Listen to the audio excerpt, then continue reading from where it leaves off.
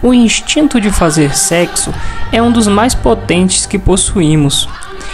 É vital para produzirmos a próxima geração. Herdamos esse ímpeto poderoso de encontrar um parceiro e ter filhos de milhões de gerações de ancestrais. O que na nossa aparência, no nosso cheiro, nas nossas posses pode atrair o parceiro ideal? E que forças nos leva ao ciúme e à vingança? E quando isso se torna uma doença?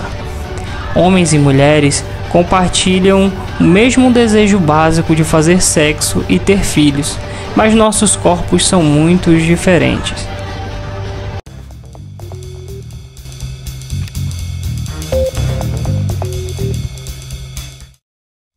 Você sabe o que é transtorno parafílico? Não. Nunca ouviu falar? Não. Transtorno? Parafílico. Não. Boa tarde. Boa tarde. A senhora já ouviu falar ou sabe algo sobre os transtornos parafílicos? Não. Você sabe o que é transtorno parafílico? Transtorno de quê? Parafílico.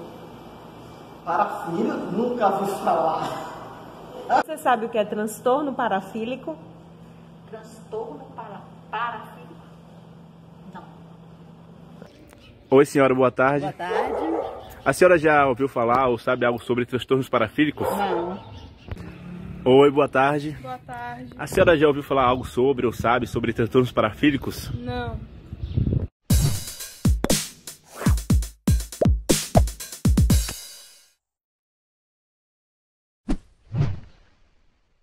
Segundo o CID-11, os transtornos parafílicos se caracterizam por padrões intensos e atípicos de excitação sexual, que se manifesta por pensamentos, fantasias, fissuras e comportamentos cujo foco envolve outras pessoas que não aceitam a atividade sexual. Em certos casos, as fronteiras entre o normal e o patológico nos transtornos parafílicos são um tanto quanto arbitrárias, visto que nem sempre é fácil discriminar o gostar e o fixar-se de forma intensa como um padrão sexual. No passado, os transtornos parafílicos eram chamados de perversões sexuais, porém o termo perversão, ao longo dos anos, foi abolido. Os transtornos parafílicos listados no DSM-5 são: transtorno voyeurista, aquele em que a pessoa tem prazer em ver a pessoa se despir nua ou em atividades privadas.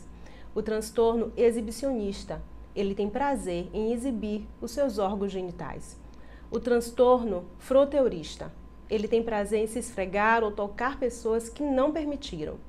Transtorno do masoquismo sexual, a pessoa tem prazer em ser humilhada, submissão ou sofrimento no ato sexual. O transtorno do sadismo sexual, ele tem prazer em infligir tal humilhação, tal submissão e sofrimento no ato sexual. Transtorno pedofílico, tem prazer no sexo com crianças.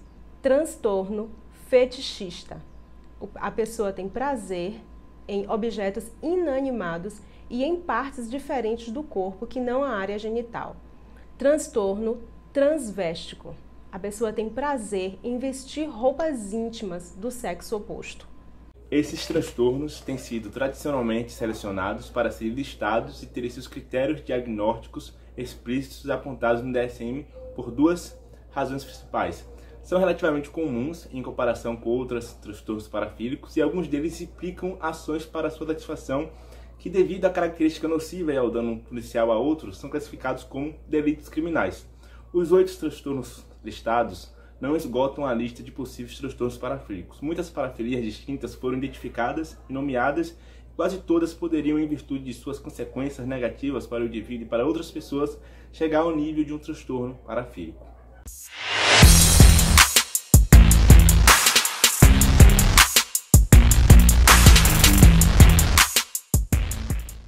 O transtorno parafílico voyeurista. Voyeurismo. Sentir excitação sexual ao ver uma pessoa desprevenida se despir, nua ou praticando uma atividade sexual. Transtorno de voyeurismo envolve colocar em prática esse desejo ou fantasia voyeurista, ou sentir angústia devido a essas vontades e fantasias, ou ser incapaz de desempenhar funções devido a elas. Critério diagnóstico: desejo sexual intenso em observar pessoas se despindo nua ou tendo relações sexuais. Se esse desejo trouxe angústia, prejuízo à sua capacidade de funcionamento no trabalho, na família e ao interagir com amigos. Se ela pôs em prática esse desejo como uma pessoa que não consentiu. Se a presença dos sintomas for igual ou maior a 6 meses e se este indivíduo tem a idade igual ou superior a 18 anos. Prevalência. A prevalência mais alta durante a vida é de aproximadamente 12% no sexo masculino e 4% no feminino. Desenvolvimento e curso. É na adolescência que o indivíduo do sexo masculino costuma se dar conta, pela primeira vez, de seu interesse sexual e observar secretamente pessoas. Por isso existe a idade mínima de 18 anos para diferenciar a curiosidade natural da puberdade e adequada à idade dos transtornos sexuais. Fatores de risco e prognóstico. Temperamentais. O voyeurismo é pré-condição necessária para o transtorno voyeurista. Assim, os fatores de risco para voyeurismo devem também aumentar a taxa do transtorno voyeurista. Ambientais. Abuso sexual na infância, abuso de substância e preocupação sexual e hipersexualidade. Questões diagnósticas relativa ao gênero. O transtorno voyeurista é bastante raro em indivíduos do sexo feminino em contextos clínicos. A proporção entre os sexos masculino e feminino é de 3:1. Diagnóstico diferencial. Transtorno da conduta e transtorno da personalidade antissocial e transtorno por uso de substância. Devem-se observar os itens A, B e C dos critérios diagnósticos para uma definição de que se trata ou não de um transtorno voyeurista. As pessoas com esse transtorno raramente admitem e pedem ajuda, só quando são descobertas. Transtorno exibicionista. O transtorno exibicionista se caracteriza por uma compulsividade em expor os seus órgãos genitais em situações onde a outra pessoa não espera o fato, agindo com base nos seus desejos ou fantasias e, em alguns casos, ficando incapaz de funcionar, angustiado por conta desses desejos e fantasias. Esse tipo de comportamento muitas vezes não é entendido por quem apresenta o transtorno, sendo considerado imoral pelo próprio sujeito e causando deterioração em áreas vitais do indivíduo, atrapalhando sua relação social por conta do seu ato, agredir a dignidade alheia, sendo interpretada até como uma violação, que pode restringir o interesse sexual, mas temos que lembrar que pode haver desconforto ou não na realização do ato pelo sujeito. A emoção e o prazer do exibicionista se dão pela reação das pessoas, geralmente de surpresa, susto, curiosidade, onde reações de indiferença podem ser muito dolorosas por conta da baixa autoestima que o sujeito apresenta. O perfil do exibicionista típico é um homem heterossexual, que pode apresentar dificuldade em estabelecer contato com seu objeto de desejo, que é o sexo, onde ele apresenta um alto nível de introversão, falta de confiança em si mesmo, retraimento, que é o que impulsiona ele a realizar sua performance. A causa dessa parafilia apresenta muitas teorias, mas a mais famosa é a de que um comportamento aprendido por um condicionamento por acidente entre um estímulo atípico e a excitação sexual. Esse condicionamento é reforçado pela repetição das situações e do estímulo na imaginação, aplicando durante atos de prazer. Mas não podemos confundir esse transtorno parafílico com fantasias e comportamentos que são utilizados ocasionalmente como estímulo sexual, como jogos, fantasias com parceiro ou uso da anatomia A maioria das pessoas que apresentam esse transtorno não buscam tratamento por conta própria e não recebe até ser exigido por autoridades. Para o tratamento recomenda-se psicoterapia, grupos de suporte e a utilização de inibidores seletivos da receptação de serotonina, mas, caso inibidores forem ineficazes, considera-se o uso de fármacos antiandrogênicos para a redução dos níveis de testosterona que induzem a libido. Falando sobre o transtorno froteurista, a característica fundamental desse transtorno é a excitação sexual regular intensa decorrente de tocar nos órgãos genitais ou os seios, esfregar as genitais contra o corpo de uma pessoa que não permitiu. Para que esse transtorno seja considerado patológico, deve cumprir um período de pelo menos 6 meses e, além disso, o indivíduo deve ter alguns aspectos, que dentre eles estão realizar o desejo irreprimível de roçar ou tocar outra pessoa, sem a sua autorização, e as fantasias sexuais são causadas de um desconforto clinicamente significativo.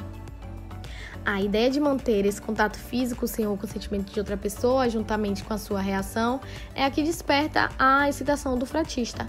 As áreas do corpo para as quais o atrito é direcionado geralmente estão ligadas à sexualidade, como os seios ou os órgãos genitais, como já foi falado. O tratamento, na maioria dos casos, das pessoas que sofrem de froteurismo ou qualquer outro tipo de transtorno parafílico não procura ajuda. E quando procura é porque sente muita culpa. Existem diferentes formas de tratamento na terapia cognitiva, por exemplo. As crenças das pessoas são avaliadas para modificá-las através da reestruturação cognitiva. Por isso é importante considerar o significado que a pessoa atribui a esse comportamento e as circunstâncias que o levam a agir dessa forma, além de analisar as suas fantasias. A psicanálise enfatiza a posição da pessoa perante a lei e a sua relação com o erotismo e a sua timidez, entre outros aspectos. A tomada de consciência desse distúrbio é essencial para o seu tratamento, embora muitas vezes passe despercebido. Isso não significa que não cause problemas e, de fato, em alguns lugares, o froteurismo é sim considerado um crime. Masoquismo sexual é a participação intencional em atividades que se é humilhado, exemplo, amarrado, abusado, espancado ou diversas formas de tortura para experimentar a excitação sexual, podendo causar sofrimentos ou prejuízos no funcionamento físicos e mentais. Esse transtorno é uma forma de parafilia, mas a maioria das pessoas que têm interesses masoquistas não atende aos critérios clínicos de um transtorno parafílico, que exigem que os comportamentos, fantasias ou impulsos intensos das pessoas resultem em sofrimento clinicamente significativo ou comprometimento. As fantasias e o comportamento sexual sadomasoquista entre adultos coniventes são bastante comuns. A atividade masoquista tende a ser ritualizada e ter longa duração. Para a maioria dos praticantes, isso se trata de um jogo, evitando cuidadosamente humilhação ou lesões reais. No entanto, alguns masoquistas aumentam a intensidade de suas atividades à medida que o tempo passa, resultando potencialmente em lesões sérias ou morte. As pessoas podem representar suas fantasias masoquistas para elas mesmas, por exemplo, amarrando-se, perfurando a pele, aplicando choques elétricos, queimando-se, ou elas podem procurar um parceiro que pode ser um sadista sexual. Atividades com o parceiro incluem ser amarrado, vendar os olhos, ser espancado, flagelado, açoitado e humilhado com urina ou fezes. A excitação é expressa em fantasias e desejos intensos. Esses comportamentos podem causar sofrimentos significativos e prejudicarem o funcionamento no trabalho, em situações sociais ou em outras áreas importantes. O tratamento do transtorno masoquista sexual é frequentemente ineficaz.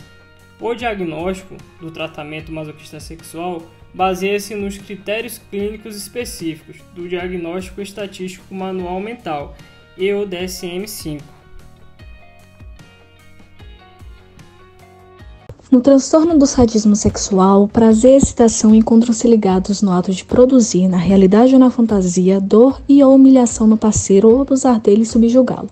Critérios diagnósticos. A. Por um período de pelo menos 6 meses, excitação sexual recorrente ou intensa, resultante de sofrimento físico ou psicológico de outra pessoa, conforme manifestado por fantasias, impulsos ou comportamentos. B. O indivíduo coloca em prática esses impulsos com pessoa que não consentiu, ou os impulsos ou as fantasias sexuais causam sofrimento clinicamente significativo ou prejuízo no funcionamento social, profissional ou em outras áreas importantes da vida do indivíduo. Características diagnósticas. É importante sinalizar que o interesse sexual de infligir dor e sofrimento às vítimas que não consentem não é meramente transitório. Os critérios eles podem ser aplicados tanto naqueles indivíduos que assumem livremente ter tais interesses parafílicos, quanto aqueles que negam interesse sexual no sofrimento físico ou psicológico de outras pessoas. Esses indivíduos eles apresentam dificuldades psicossociais devido à atração ou preferências sexuais desse tipo de sofrimento. Podem ainda existir evidências que corroboram interesse forte ou preferencial na dor e no sofrimento envolvendo múltiplas vítimas. Alguns indivíduos podem negar interesse nessas práticas mesmo após terem infligido dor e sofrimento a outras pessoas, alegando que os episódios de agressão sexual tenham sido sem intenção. Outros indivíduos podem confessar tais comportamentos em indivíduo que não consentiu, mas sem relatar qualquer interesse sexual significativo ou continuado no sofrimento físico ou psicológico de outra pessoa. Características associadas que apoiam o diagnóstico. O uso intenso de pornografia envolvendo o ato de infligir dor e sofrimento é por vezes uma característica associada ao transtorno do sadismo sexual. A prevalência do transtorno do sadismo sexual na população é desconhecida e amplamente baseada em indivíduos em contextos forenses. Dependendo dos critérios para sadismo sexual, a prevalência varia muito, desde 2% até 30%.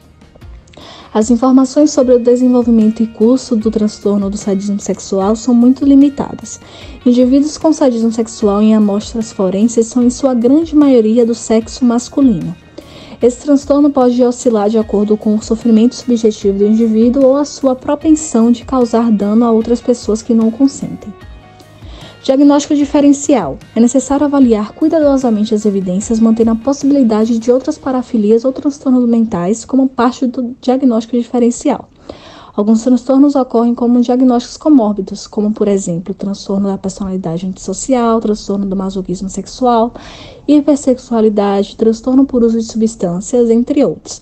Pode ser considerado também, no diagnóstico diferencial, interesse sádico, mas não transtorno do sadismo. O transtorno parafílico pedófilo caracteriza por fantasias sexualmente excitantes, impulsos sexuais ou comportamentos intensos e recorrentes, que envolvem atividade sexual com crianças, em geral de 13 anos ou menos. Ele deve ter a prevalência de pelo menos 6 meses para ser diagnosticado como transtorno. O indivíduo coloca em prática os seus impulsos e fantasias sexuais, causando para ele sofrimento intensos e dificuldades interpessoais. Para o diagnóstico, não se inclui indivíduos no final da adolescência que se envolvem em relacionamento contínuo com pessoas de 12 ou 13 anos de idade. Os critérios diagnósticos para o transtorno pedófilo existem com o intuito de serem aplicados tanto para os indivíduos que revelam abertamente essa parafilia, quanto para aqueles que negam a atração sexual por crianças pré-puberdade. Alguns indivíduos que negam a atração por crianças incluem aqueles que sabidamente abordam múltiplas crianças em ocasiões diferentes, que negam qualquer impulso ou fantasias e comportamentos sexuais, alegando que nessas ocasiões não haveria intenção sexual. A prevalência desse transtorno é mais alta em homens, chegando a cerca de 3 a 5%. No sexo feminino, a prevalência é incerta, não se possuindo assim um número exato para a prevalência. A pedofilia em si parece ser uma condição para toda a vida. O transtorno pedófilo, porém, inclui necessidades de outros elementos que podem mudar ao longo do tempo, com ou sem tratamento. O curso do transtorno, portanto, pode oscilar, aumentar ou diminuir com a idade. Muitas das condições que podem ser diagnosticadas possuem diagnóstico diferencial para o transtorno pedófilo. Porém, também muitas vezes, ocorre como diagnóstico comórbido. É, portanto, necessário avaliar as evidências para o transtorno pedófilo e outras condições possíveis como questões a serem separadas. Transtorno fetichista. Critérios diagnósticos. por um período de pelo menos 6 meses, excitação sexual recorrente e intensa resultante do uso de objetos inanimados ou de um foco altamente específico em uma ou mais de uma parte não digital do corpo, conforme manifestado por fantasias, impulsos ou comportamentos. As fantasias, os impulsos sexuais ou os comportamentos causam sofrimento clinicamente significativo ou prejuízo no funcionamento social, profissional ou em outras áreas importantes da vida do indivíduo. Em ambiente protegido, esse especificador é aplicável principalmente a indivíduos institucionalizados ou moradores de outros locais, onde a oportunidade de envolvimento em comportamento fetichista são limitadas. Em remissão completa, não houve sofrimento ou prejuízo no funcionamento social, profissional ou em outras áreas da vida do indivíduo, durante pelo menos 5 anos enquanto em um ambiente não protegido. Especificadores. Embora indivíduos com transtorno fetichista possam relatar excitação sexual intensa e recorrente provocada por objetos inanimados ou por uma parte específica do corpo, não é incomum a ocorrência de combinações não mutuamente exclusivas de fetiches. Assim, um indivíduo pode ter transtorno fetichista associado a um objeto inanimado como roupas íntimas femininas, ou é um foco exclusivo em uma parte do corpo intensamente erotizada, como pés e cabelos, ou seu interesse fetichista pode atender a critérios para várias combinações desses especificadores, como sapatos, meias e pés. Características diagnósticas. O foco parafílico do transtorno fetichista envolve um uso persistente e repetido ou a dependência de objetos inanimados ou um foco atualmente específico em uma parte do corpo, geralmente não genital.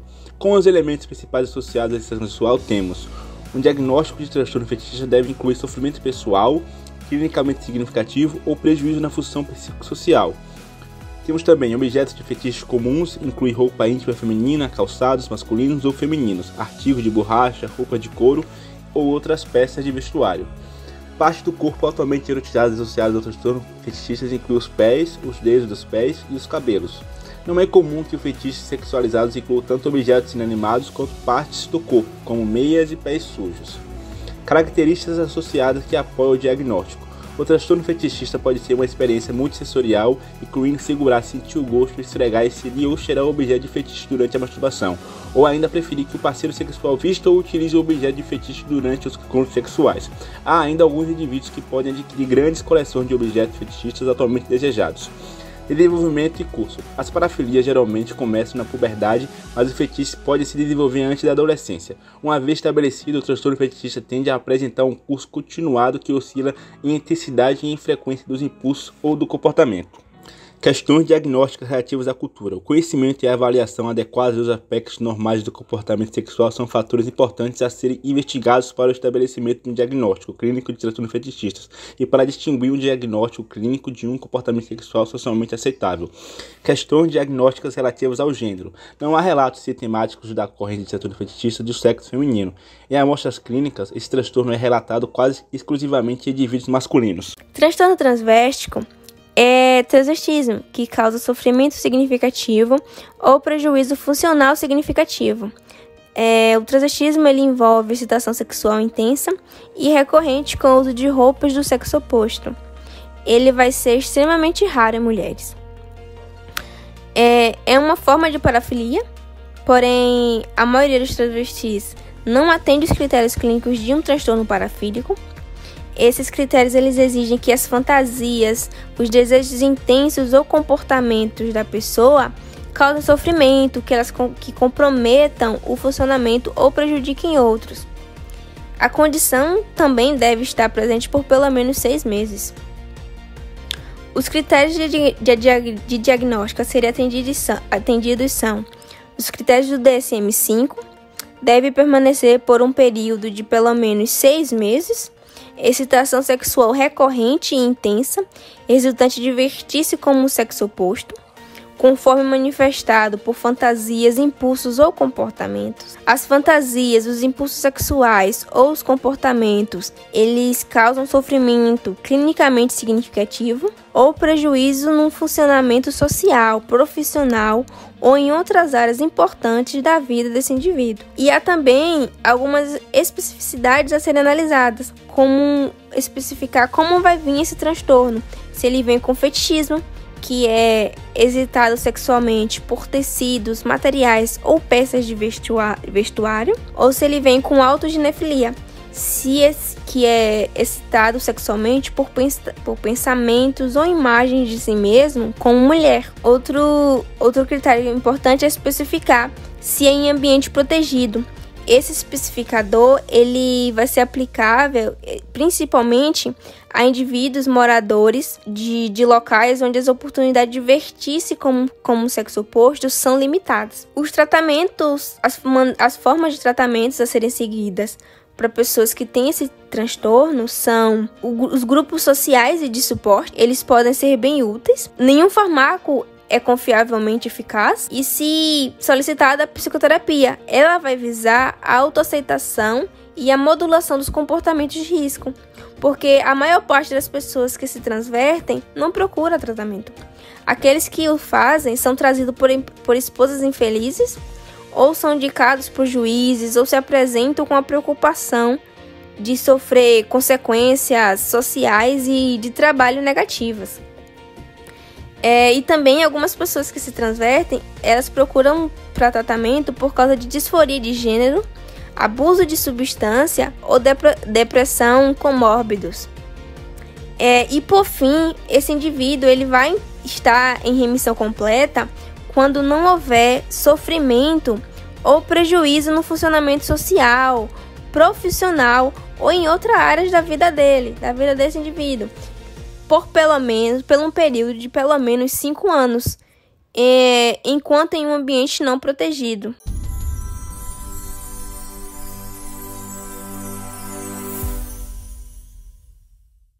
A produção cinematográfica popularmente conhecida 50 Tons de Cinza conta com o multimilionário Christian Grey, que ilustra bastante o caso de transtorno do sadismo sexual apresentado aqui anteriormente. Partindo para a análise pessoal, percebe-se que Christian representa a força avassaladora na empresa e na sua vida pessoal. Claramente, a autoridade que este carrega é responsável pelo seu sucesso tão precoce na vida profissional. Dessa forma, com o controle excessivo, ganhou renome no mercado financeiro. Entretanto, esse mesmo controle na sua vida pessoal afeta os seus relacionamentos. O problema se encontra na aparente incapacidade de se ligar emocionalmente com alguém. A resposta está no afastamento da mãe, viciada em drogas e falecida precocemente. Christian iniciou sua vida sexual aos 15 anos com a amiga da mãe adotiva. Fica evidente que seu excesso de autoridade está ligado com a falta de sua mãe biológica. Com isso, qualquer relacionamento e contato social remete às emoções que a mãe falecida evocou. Dessa forma, se apoia no sadomasoquismo para controlar qualquer figura feminina que encontra. Além disso, seu sofrimento está ligado a uma culpa infantil. Dessa forma, ele evita se aproximar das pessoas. Esse trauma acaba por impedir que novas frustrações aconteçam, caso aproximações mais íntimas surjam. Mesmo com toda a postura rígida e até rude que este carrega, o mesmo continua com as mesmas rachaduras que antes. Portanto, pode-se notar em 50 Tons de Cinza que o comportamento abusivo de Christian se deve à perda da sua mãe. E relembrando o complexo de Édipo, o jovem ele tenta recriar a imagem dela nas mulheres com que se relaciona. Entretanto, isso mistura o amor que procura com a raiva que sente. Consequentemente, se isola, tomando uma postura bem arrogante. E essa arrogância serve para projetar sua presença nas mulheres, as intimidando. É uma forma de subvertê-las à sua vontade. Com isso, fica mais fácil fazer com que cumpram suas necessidades e desejos.